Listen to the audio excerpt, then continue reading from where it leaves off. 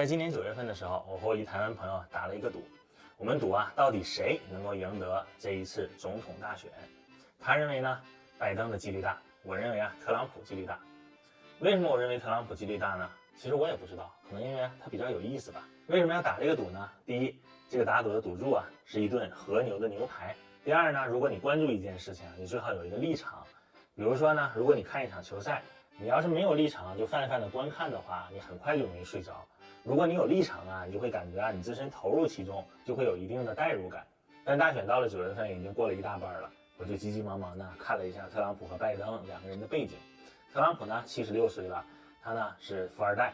他的家族呢是做房地产的，他呢涉足娱乐业，他喜欢发社交媒体。哎，你看这像不像我们中国的一个富二代的一个特点，是吧？拜登比特朗普还大2岁呢，他呢是奥巴马时期的副总统，跟着奥巴马一起执政了8年。拜登是典型的政治家，平时呢西装笔挺的，同时呢给人感觉一种谦谦君子的感觉。这个呀也体现在马上就到来的特朗普和拜登的这第一次辩论之中。对于这场辩论呢，我觉得在辩论之前，拜登的想法肯定是这是一场正规的辩论，我要以德服人，我要正襟危坐，我要说话都说得非常有条理。可是，在特朗普眼里啊，这个辩论呢就跟这个街头吵架没什么区别。特朗普的想法是，我要搅浑这个辩论，我要撒泼打滚，我要让这个辩论呢真正成为一个吵架，而不是辩论。在拜登眼里啊，辩论是那种非常正规的，就像我们的这种大中专辩论会这种正规的辩论，你来我往，刀光剑影，让这个辩论呢非常有深度。可是，在特朗普眼里啊，辩论就是奇葩说，而且特别是奇葩说的这个开杠的环节，就是我都不给你说话的机会，最后啊我就是胜者。在我关注美国大选不久，9月29号啊这场辩论就开始了。这个辩论啊讨论了非常多的议题，比如说这个川普提名大法官呢，比如说对新冠疫情的控制啊，美国的国家安全呢，未来的计划呀，种族歧视啊，等等等等。这个辩论过程啊，好多事情啊你听了就忘，但有一些瞬间呢是让我到现在啊还记忆犹新。比如说这个拜登说特朗普的好多做法啊不太聪明，特朗普立刻就抢回来了，你才不聪明呢，你从小学习就不好，你从小就是差生。拜登又说现在美国啊特别乱，特朗普就说是啊，美国是特别乱，就是因为有你这样的人存在，所以美国才乱的。拜登又说特朗普好多事情啊做的都不好，如果我当总统的话呢，我会在以下几个方面做得更好。特朗普就抢过来说了，说我用46个月的时间做了你46年都没做的事儿，你凭什么说我做的不好？主持人这会儿啊都已经看不下去了，主持人呢就跟这个特朗普说，你呢不要抢对方的话，给对方2分钟的时间，让他充分的表达自己的观点。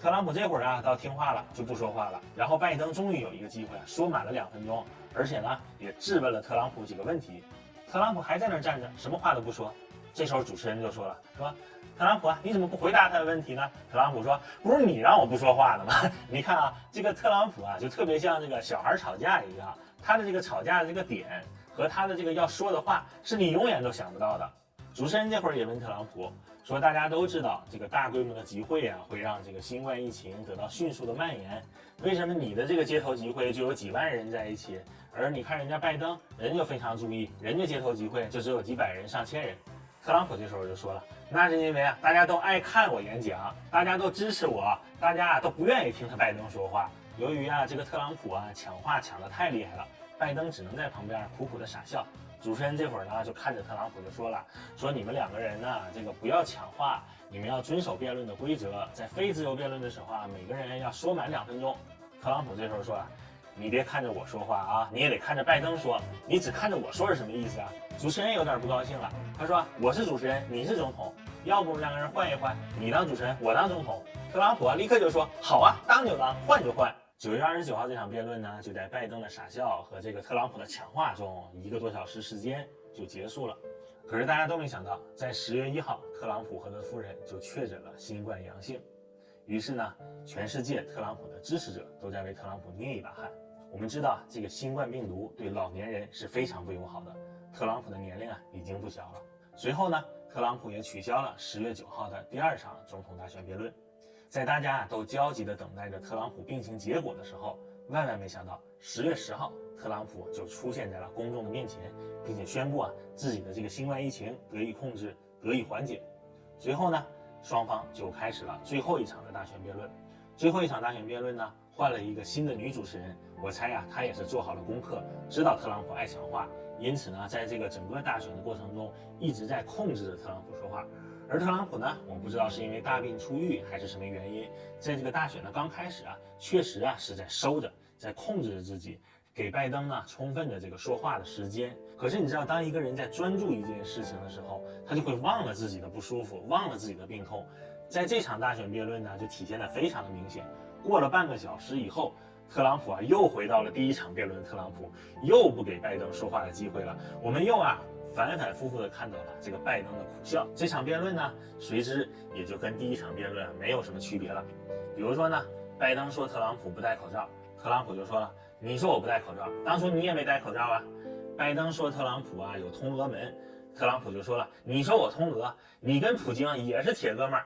比如说拜登说特朗普的缴税有问题，特朗普就说了，你说我缴税有问题，我还说你儿子受贿呢。你知道拜登在这场辩论中有一个非常尴尬的地方，就是呢他是前副总统，他跟奥巴马一起执政了8年，所以呢每拜登在问特朗普、质问特朗普，质问到特朗普不知道回答什么的时候特朗普就使出他的杀手锏。你曾经当了8年的副总统，为什么这件事你没做成？我之所以当选，就是因为那8年你做的不好。这句话一说拜登就在那哑口无言，苦苦傻笑了。第二场辩论和第一场差不多，也就这么结束了。我们知道美国的大选呢是选举人制度，也就是说呢，全国一共有538张选票。这538张选票呢，依据各个州人口的数量、参议员、众议员的数量分配到了各个州里边。有些州呢人口数量比较多，参议员、众议员数量比较多，分配的票数就也比较多。比如说呢，加州、纽约州。有些州呢这些数据占比比较小，因此呢分到的票数就比较小。比如说阿拉斯加州只分到了3票。这个选举人制度呢实施的是胜者全得制。举个例子，比如说加州一共有55张选票，如果说在加州民主党战胜了共和党的话，这55张选票是全部都会给民主党的，不会按比例分配的。这就会造成一个什么可能的结果呢？比如说当初特朗普跟希拉里在竞选总统的时候，特朗普呢是获得了这个选举人票的大多数，而希拉里呢是获得了这个全美国投票者支持者的大多数。但是按照规则呢，特朗普是成功的胜选，成功的成为美国总统了。经过了这大约7周的关注呢，我对这个美国大选呢有了一定的了解。不过呢，我当初的想法没有改变，就是我觉得特朗普胜选的可能性还是比拜登大一点。原因呢有以下这么几个。第一个原因呢，特朗普不符合一个传统的政治家这么一个形象。我们知道传统的政治家呢是给人感觉说话非常的有条理，逻辑非常的清晰，而且说话的内容呢是非常的严谨。可特朗普偏偏不是这么一个人。你看特朗普的这个说话的风格他特别喜欢用最高级，他特别喜欢说我是最怎么样的人，我是最了解新冠疫情的人，我是最不种族歧视的人，没有人比我更了解新冠疫情了。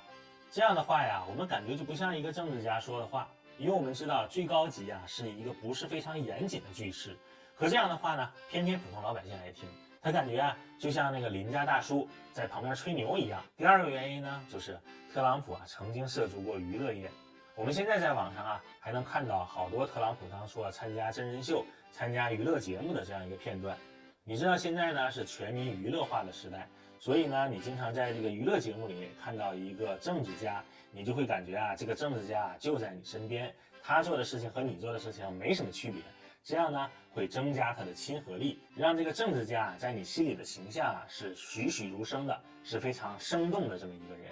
第三个原因呢，就是虽然经过了新冠疫情的影响，可是美国的经济并没有非常大的下降。判断美国经济呢，一般都是从以下3个指标来看。第一个呢是美国的非农就业指数，第二呢是美元的指数，第三呢是美股的表现。非农就业指数呢反映了美国非农业人口的失业率的这么一个数字，它呢是衡量这个美国整体的宏观经济的情况，同时呢也会影响到美国下一阶段货币政策、财政政策的制定。美国非农业就业指数呢，在2016年的时候是5%，在特朗普当选的这4年呢，一直下降到了2020年初的3.5%，